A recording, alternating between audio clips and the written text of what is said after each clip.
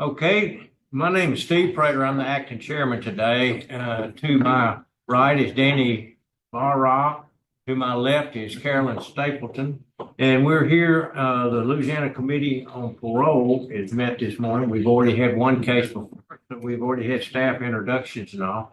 So we'll be going now to LCIW, and we'll be taking the case of Kimberly Loff. Am I saying that, Miss Kimberly? I think it in. I don't need. Okay.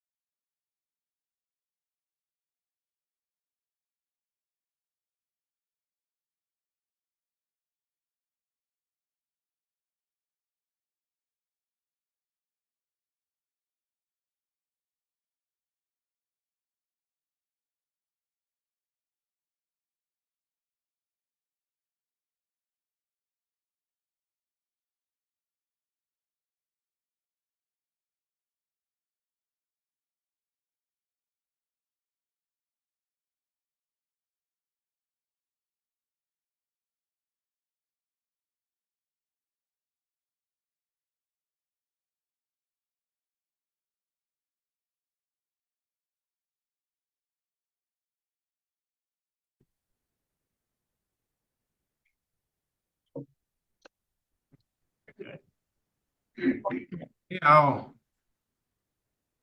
Yes, ma'am. Can you give us 1 second? sure. He just got word that you all ready for us. Okay. Yes, sir. Thank you. You're welcome. Yes, ma'am. We're ready for you.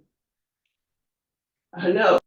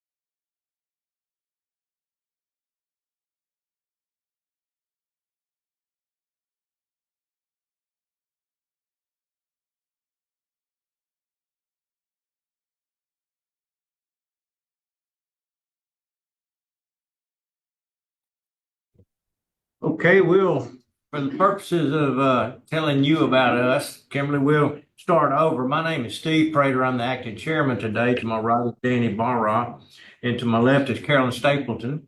And we are here to talk about your case and find out just exactly why you think that you're worthy of being paroled today. We're at headquarters in Baton Rouge. There's a number of people here.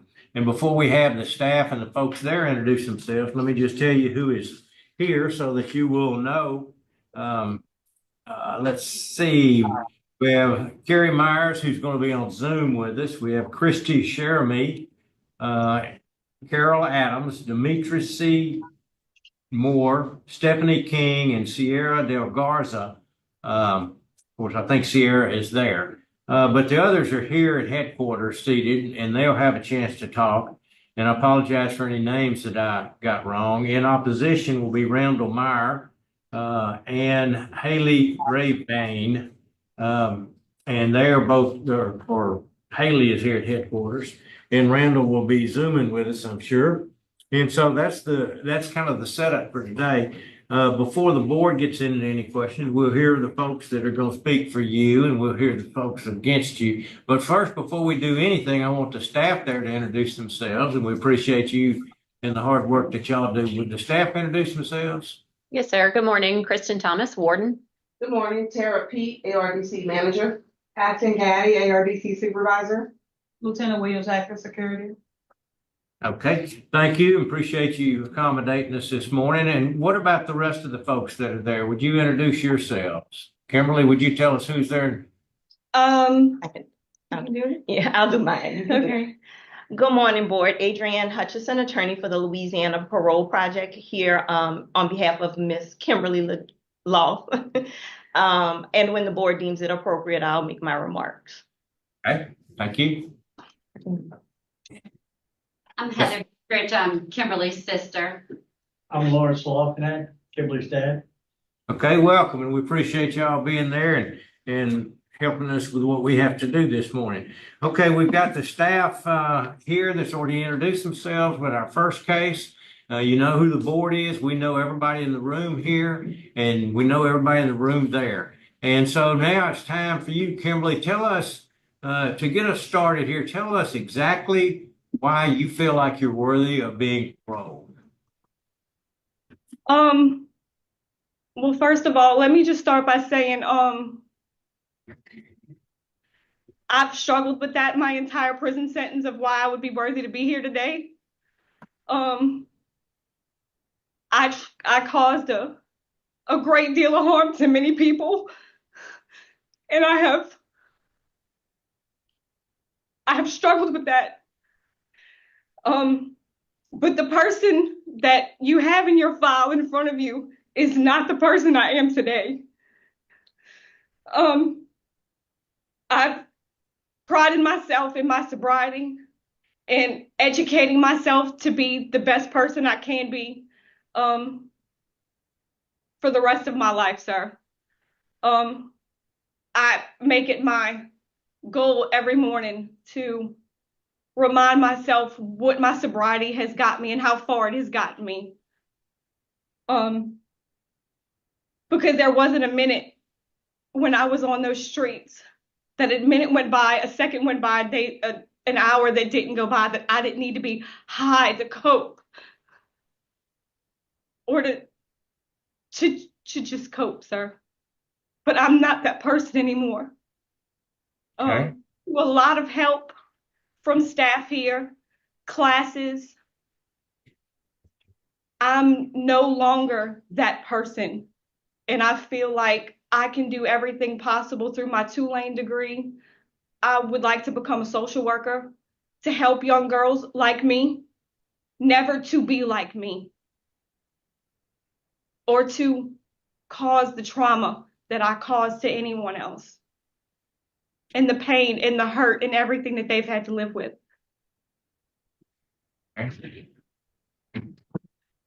All right. I appreciate your statement, and I can see the remorse in your tone and what you're saying. So we'll continue now, and let's see, Adrienne, we'll let you be last, if that's okay with you, and we'll take next. We'll take let's see, let's leave Carrie second, and Heather, why don't you go ahead and tell us what you have to say, Heather? You can step up.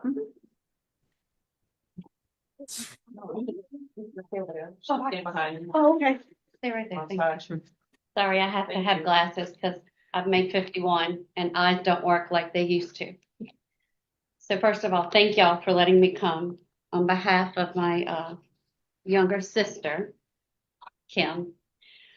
Really, her name is Kimberly, but I don't think I've called her Kimberly unless I fussed at her when she was 6 anymore. So otherwise, I just give her eyes and she knows that her ass is mine, pardon my French, or English, and how you'd like to look at that. Ever since she has grown up, she has been that little sister. We were inseparable. even though there's a 7.5 year age gap, I will say I look younger than she. She started out as my living little doll. She graduated to being my model and then my best friend. Has always been caring, loving, giggling. That giggling one that just had the knack for when she saw anybody else in the world, whether it be in the grocery, a family gathering, or whatever, just needed a hug.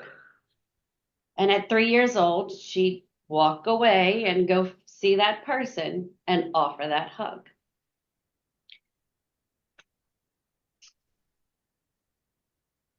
As we began to age, Kim became our constant performer, very creative. And as women, we became one, especially when she became a mom first. During those long distance times, we had to pay attention to our minutes so we didn't go over our allotted budget for the month. We watched the minutes to save money, but planned our next visit in person. Just from Mississippi to Louisiana, it seemed like a far distance.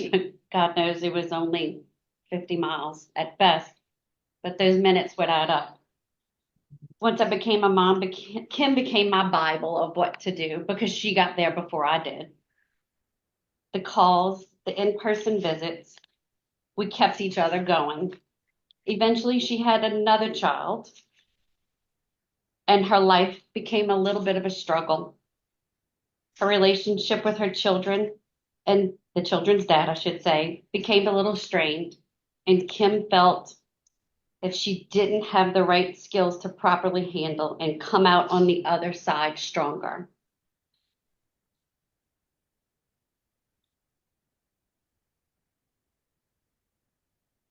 Sorry. Due to some upbringing and our different upbringings, she could not thrive when the devil was tapping in. I believe for her at that time, it was easier to open the door than to fight to close it. Which leads me to a path of choices that aren't pretty. Kim was an easy target to drugs, alcohol, physical, and emotional abuse that she did sustain from the kid's father.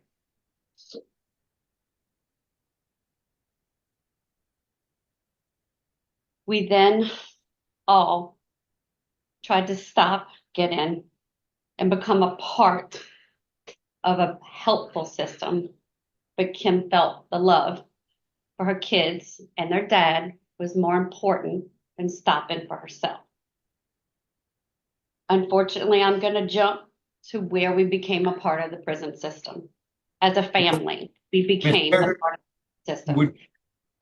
I didn't say this before we got started, but we really need to limit our remarks because we have a lot of people going to be talking in this case. Okay. If you would, give us the gist of what you have to say, please, ma'am. I know you've got some remarks, but Kim has done nothing but becoming a remarkable person after she submitted to what was a true problem in her life, which was drugs and alcohol, and allowing those to step in and overrun her. Once she gave in to that and realized that that destroyed her family, all of us, she then decided, let's get a GED. Let's see how I do. Then asked, hey, you think I could do college courses? Hey, do you think I could do this? And then the less confidence became more confidence. It never became, do you think I can?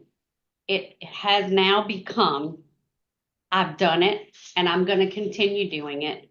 And if I do this course, I'm already looking into what the next ones are.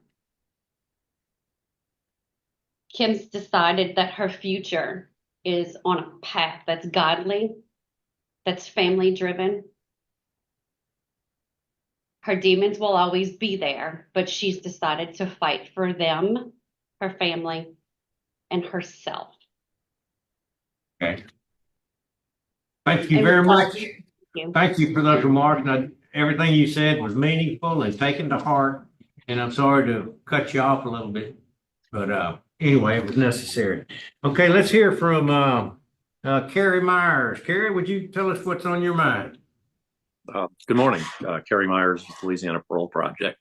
We're here to let the board know that we have full support of Kimberly should this board grant her today. Kimberly impressed us tremendously by her commitment to her sobriety, by her work ethic. She works at DOC headquarters, which is a highly trusted position. She is thought highly of by staff. She has earned an associate's degree currently in a bachelor's degree program with Tulane. She has trained service dogs for veterans. She is a regular participant in AA/NA and continues to work on her sobriety. She's a certified sign language interpreter. She's done nothing but her trajectory is just continues to move upward. And we think that Kimberly is not only destined for success, but we are fully committed to helping her reach that success should this board grant her parole today. The fact that she's overcome the adversity from her childhood to become who she is today is like I said, is extraordinarily impressive. Someone who has dealt with trauma, the terrible effects that trauma can cause, and has come out the other side and continues to excel. And so should she be released today, granted today, she'll come to Parole Project, where she will have a mentor who will guide her through this process. She will have the full resources of our program as far as housing, employment opportunities, and all the other resources that we can provide for her. We've already evaluated her. Our social worker has already evaluated her. And our recommendation is a long-term outpatient continued sobriety program, which she is absolutely willing to participate in.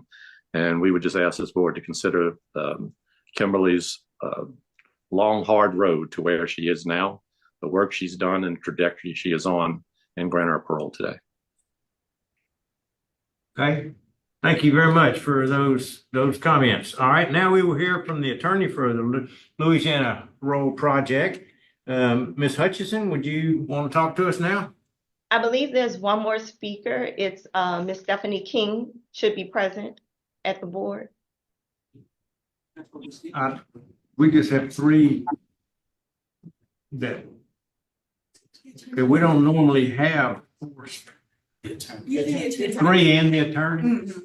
Sorry, that was my mistake. We do have three speakers and then the attorney. Okay. Yes, ma'am. It's your turn if you would like to speak. Introduce yourself once you get up there. Even though I've introduced you before. Talk about this one over here is fine.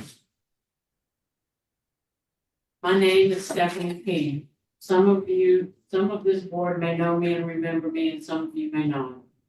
I too was once at LCIW with Kimberly. I served 27 and a half years of a 60-year sentence before this committee saw in me what I hope you see in Kimberly today. Like Kimberly, I too came from a troubled past, and like Kimberly, I used my time at LCIW wisely to rehabilitate myself, get educated, grow.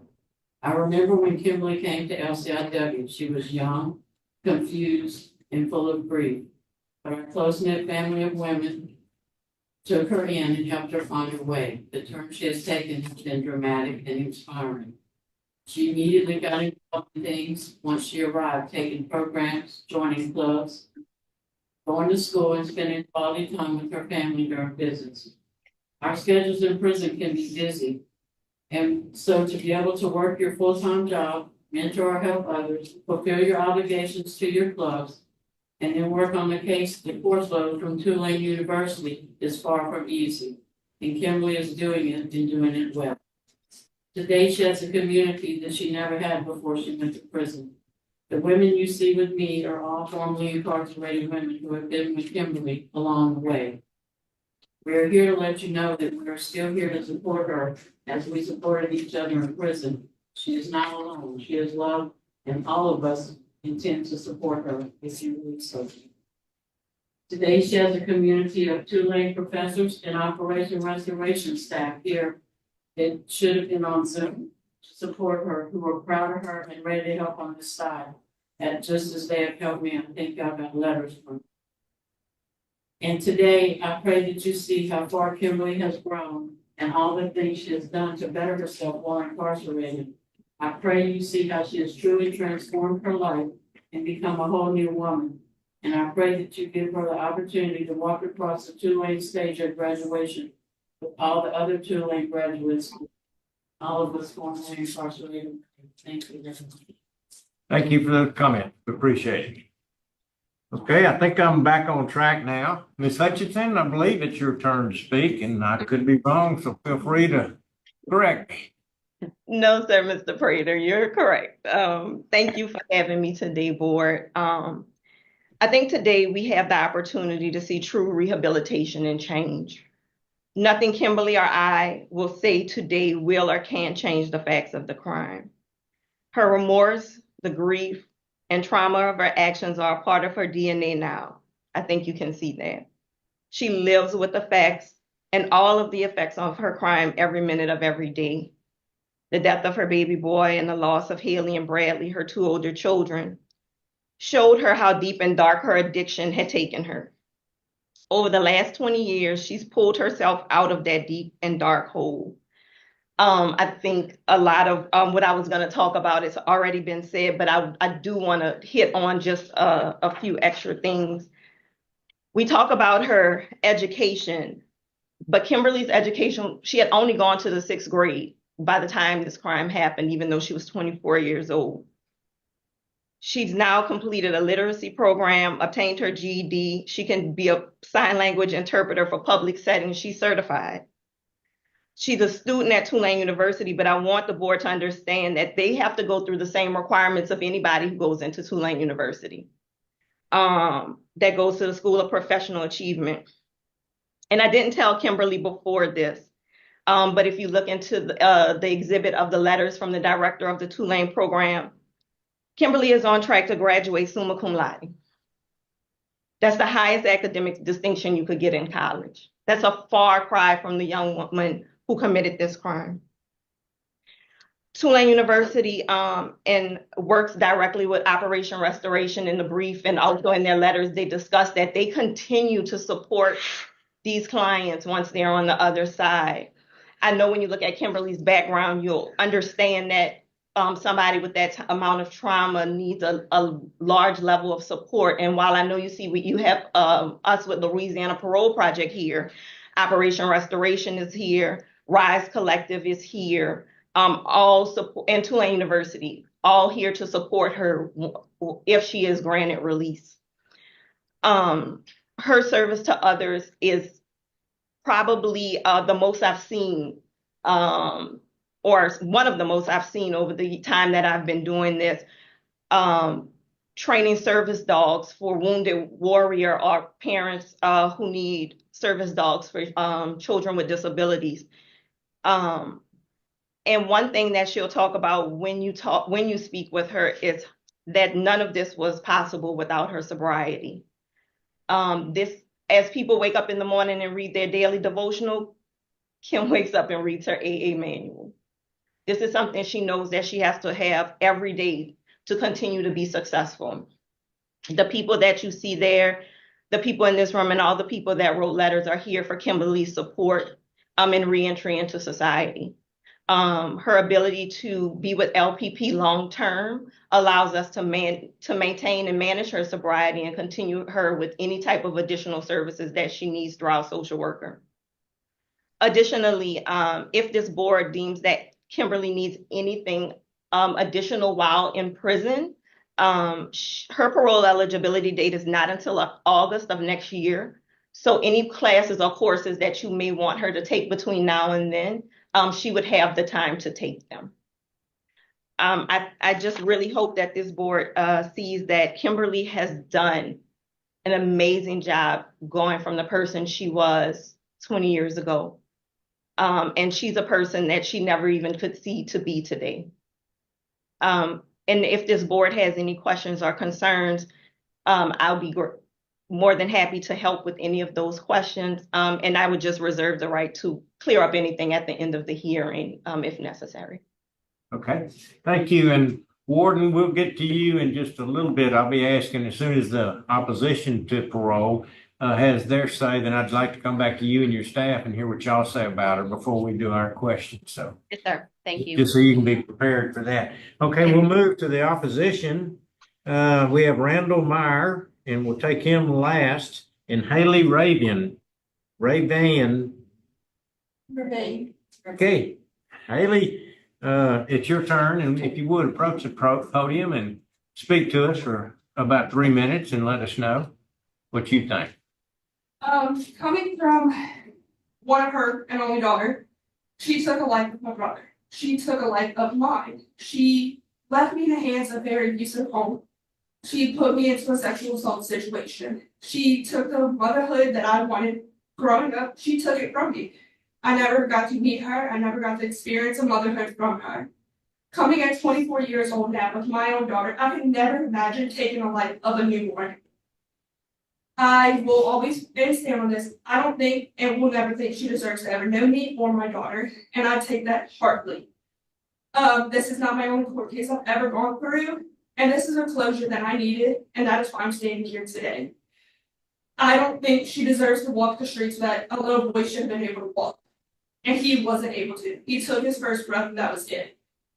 He got to experience life in a dumpster, and I don't think anybody deserves that. And honestly, I think she needs to deserve the rest of her sentence, just like he didn't get to deserve a life. And that's all I'm going to have to say today, sir. My opinion is what it can be, but I don't ever want to have anything connection with her, and I don't think she deserves anything. Okay. Thank you for those words. We appreciate that. Okay, Randall Meyer, would you please let us know what your feelings are? Yes, sir. Randall Meyer, Assistant DA, Jefferson Parish. But with all due respect, I'd like to hear what the warden has to say before I comment. Okay. All right. We always feel that the warden has more contact with the victim with the inmate than any of us, and I like to hear their position on things. Okay, I think that'd be appropriate. Warden, would you go ahead and tell us what's on your mind then? Yes, sir. Some of the notes that I had made prior to this are kind of a repeat from what some of the people that spoke in support of Kimberly, but she is a minimum custody inmate, and she does work at our headquarters office every day. So she is trusted, and all of her work supervisors at headquarters have given her glowing remarks, and she really puts all that she has. When she does come back, she lives in the dorm where we house some of our new intakes and our reentry offenders. So while she's not here during the day with those inmates every day, but she is mentoring them when she comes back in the evening, whether that be just because they're new into the system and to try and guide them to follow the right way and follow the right path, or whether it's about sobriety and getting people really on that path to wanting to be where she is and to achieve what she's done. She is very serious about her educational studies and really puts a focus on that. I think, Kimberly and I spoke last week for a little bit, and, she said she just feels like she really has put forth the effort and just feels like she's in a really good place right now.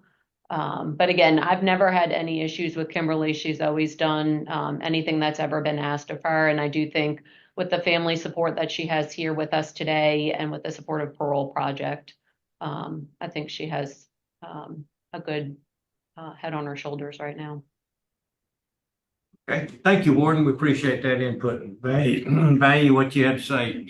All right, Mr. Meyer, I think it's your turn now. Yes, sir. Thank you, Randall Meyer, Assistant DA, Jefferson Parish. We submitted a letter in opposition to Ms. Loft, and that was based on the victim opposition and the nature of the offense. And also, I note that she's only served about half of her sentence. It sounds like Ms. Loft has done a lot of good things. If this board were to decide to grant her parole, we would recommend that she, be ordered to complete a long-term substance abuse treatment program, as Mr. Myers had pointed out that they had ready to help her with, and also that there be some mandated AA and NA continued attendance at meetings for AA and NA.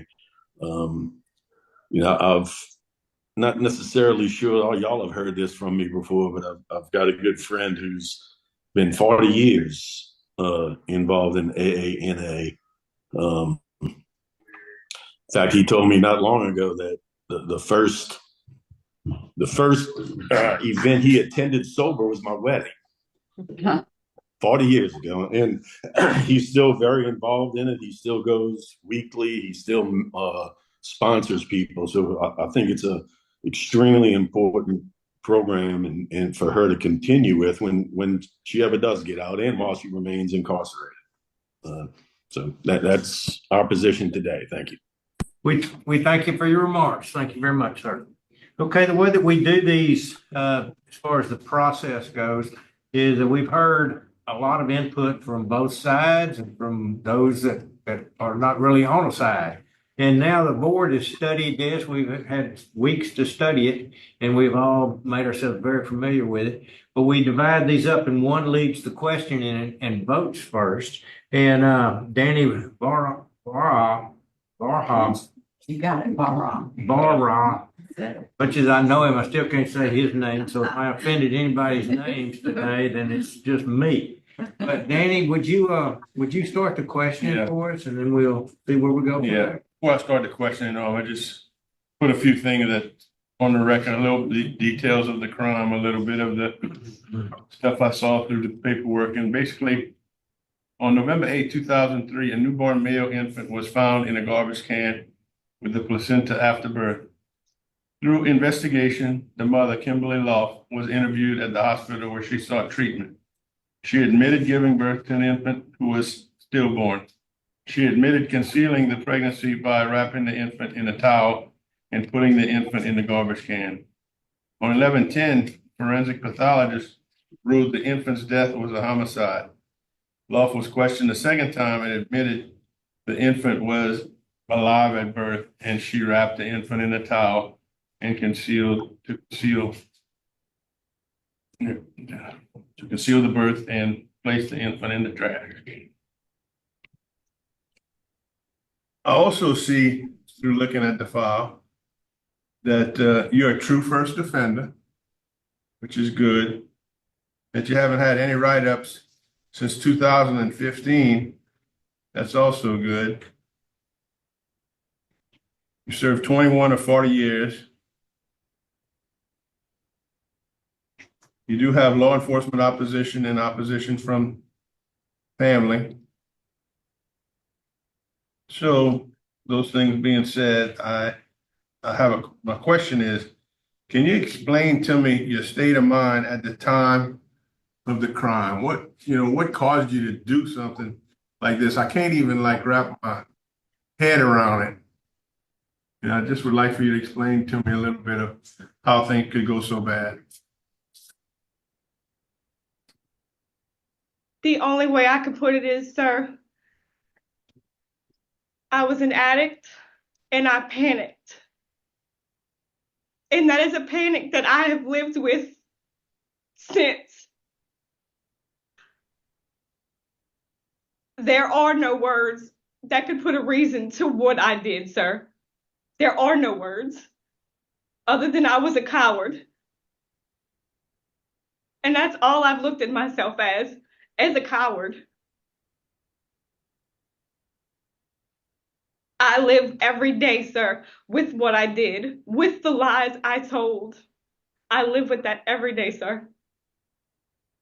There is no words for what I did, because it is unexplainable. There are none. There are none. And I know how it looks because it wakes me up at night. I know how it looks. I ask myself daily, how could I have been such a damn fool? But I have no answers even for myself, sir. And I can't change what I did. I can't. I'll never be able to change it. If the board was to grant me today my freedom, I would only be free from prison, sir. I wouldn't be free from my actions. I wouldn't be free of abandoning my children. I won't be free of none of that. So no, sir, there is no words that could justify my actions, sir. Other than I was an addict and I was a coward.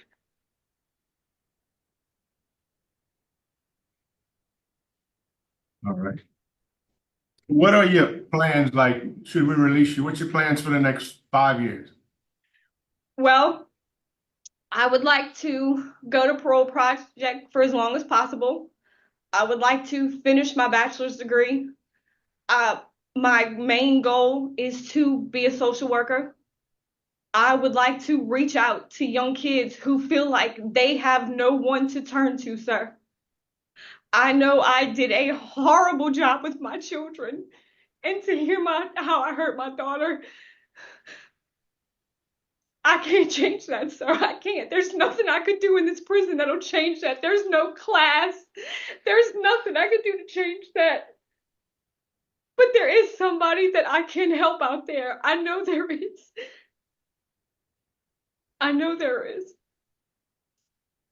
And that is what I strive for. That's what my sobriety strives for. That is what my everyday strives for. As everyone has told you, I spend my days working in headquarters, and by night I'm either in school, helping a mentee with homework. There's never a moment that goes by that I'm not giving back to my community, considering everything I took and everybody I've hurt. All of my pain, that's my driving force, sir, to stay sober and to become a social worker. It's my driving force, sir. Thank you. Okay. That's all the questions I had. Yeah, how old were your two children when this happened and you went to prison? How old were those children? I think they were like 5 and 3 at the time. So the girl who spoke here today, was she your 3-year-old or your 5-year-old? Yes, ma'am. My 3-year-old. Did they go into foster care? Is there where the children went? No, ma'am. Actually, they stayed with my parents until their father asked me to hand over custody to them because he felt like they needed to be together with him. That is the only reason why I sent them to live with their father. Only reason. Other than that, they would have stayed in the hands of my parents, and my sister was willing to help in their care. Haley was in school at the time of this incident. While they were in my parents' care, they came to caring parents on the compound. I still had access to my children. The day their father asked me to sign them kids over was the last time I saw them. Yeah, because I heard your daughter saying that she lived in an abusive home. So I'm assuming that happened when she was handed over to her father. Yes, ma'am. She was very taken care of at my parents' home. She was in Hazel Park Elementary until Hurricane Katrina. After Hurricane Katrina and they had to relocate, my parents immediately got her back in school. Yes. They had the best of care with my parents. My parents loved them. And if hindsight's 2020, if I would have known 20 years ago, giving that girl to her father, this was going to happen, she would have gone in foster care before she'd have ever went to him. What I did and the reason I'm here today holds nothing on my children. No. Well, let me ask you this. You say that you want to be a social worker. Yes, ma'am. You want to do outreach to children. So if you were to speak to a crowd, how would you start your presentation?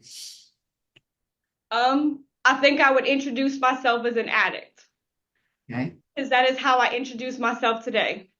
right. When we get new commits in here, I introduce myself as an addict, and they just look at me and they ask me how long I've been in jail. And I tell them how long I've been in jail, and they always wonder why I still claim myself as an addict. Because, ma'am, there's one thing I've learned. You can stop being an addict, but you will always be an addict. Okay, well, my second question is this. What put you in jail? When did you bring up the subject of you put your baby in a trash can and let it die? In a crowd of people, when do you say that? In your outreach? Immediately. I want them to know where I come from.